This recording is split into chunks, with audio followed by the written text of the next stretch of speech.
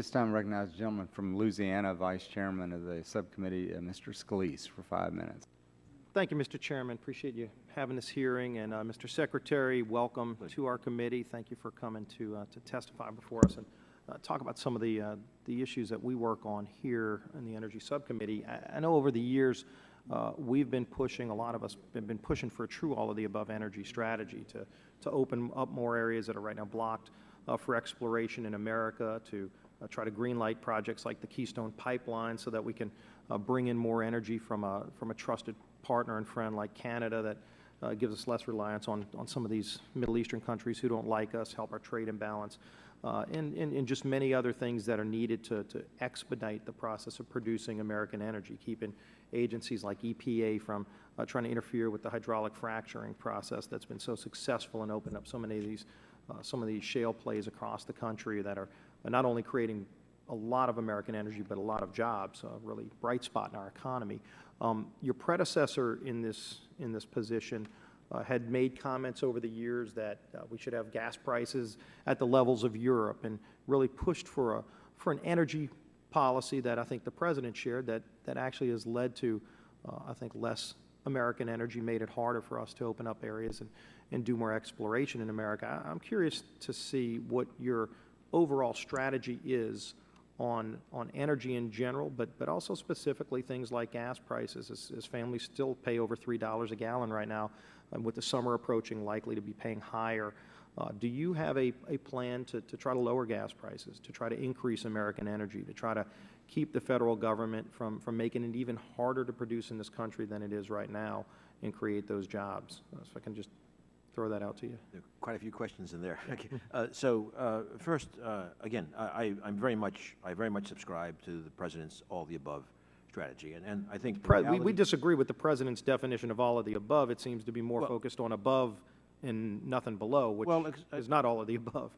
Yeah, I mean, I think with all due respect, I would say, the ground truth is, as we all know, that oil production is up dramatically. In fact, we had a little and I mean, I've actually had a conversation with the President about this, because he says that a lot. He says oil production, energy production's never been higher under his administration. When I pointed out to him, and in fact, on federal lands, it's actually dramatically down. On private lands, it's up. And so in the areas where the President has no control, it is up. But in the areas where he has had control, it's been down in many cases because of his policy. So I do think it's disingenuous for the administration to go out and say, and President himself, to say, since I've been President, energy production's never been higher, when in fact his policies on federal lands have actually reduced production. And that's a fact that the Energy Department has actually confirmed. And so, as you say that, you can say it because it's an accurate statement across the board to say it's higher, but on federal lands, energy production is down, in many cases because of the administration's policies. And that's why we disagree with this connotation of all of the above. I mean, you can't be for all of the above when you're saying no to Keystone, when you're making it harder to actually explore on federal lands for American energy. And so I hope you understand that distinction. No, I understand. I'm trying to address it. I think the reality is it's a question of what choices are made by private companies, where they want to go to drill. There are many leases. This is a Department of Interior issue, right? Not Department of Energy, but there are many leases going unused on federal lands. The fact is, the industry is moving hard in producing more oil, moving hard in producing more gas. There are some infrastructure issues which will involve both state and federal permitting, but I mean, the ground truth is we are producing more oil, we're producing more gas, we are... But do you recognize that where we're producing more gas, it's primarily on private land, and on federal land, production's lower? These are facts, but all I'm saying is... But as Secretary of Energy, though, would you encourage a change in that policy where we can actually open up some of those federal lands that are right now closed? I mean, so many areas of our federal lands across the country are closed to production, where you've got very rich reserves.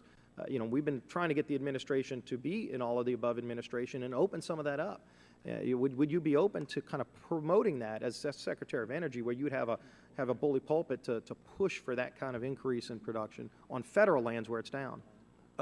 Again, as we both understand, that is a Department of Interior Right, responsibility. but I mean, you're the Secretary of Energy. so You have the our- President's ear on energy issues in general. So in terms of where I am is supporting the idea that the country pursues what we call all the above.